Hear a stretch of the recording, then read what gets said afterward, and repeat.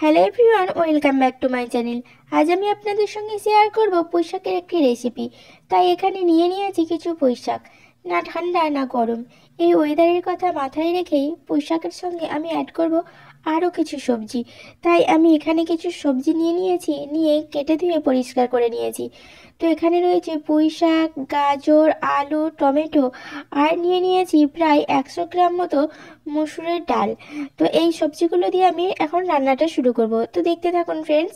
এখানে আমি গ্যাস ওভেনে একটা কড়াই বসিয়ে দিয়েছি। দেন 100 গ্রাম মসুরের ডালটা আমি ধুয়ে পরিষ্কার করে এখন কড়াইতে দিয়ে দিলাম।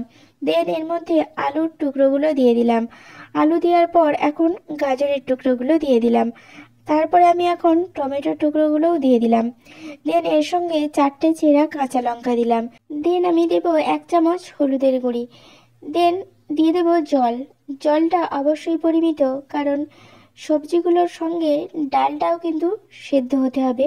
আর ডাল বেশ অনেকটা পরিমাণে জল শোষণ করে নেয় বা টেনে নেয়, তো সেই কারণেই আমি বেশ অনেকটা পরিমাণেই জল দিলাম।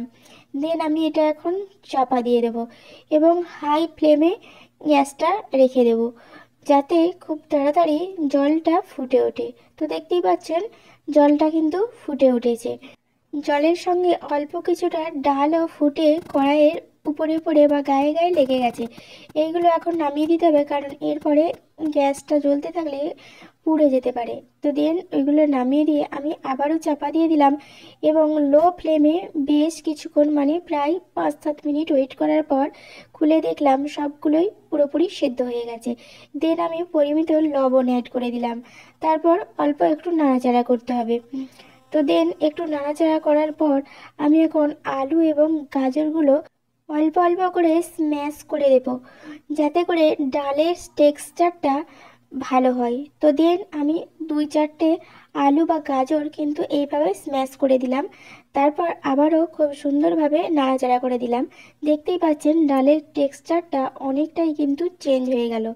দেন ফ্রেন্ডস, আমি এর মধ্যে অ্যাড করে দেব কুচিয়ে রাখা পুঁইশাকগুলো দেওয়ার পর আমি অল্প একটু জল দেব, কারণ পুঁইশাক যে খুব বেশি জল ছাড়ে তাও নয়, জল ছাড়ে কিন্তু পরিমাণে অল্প।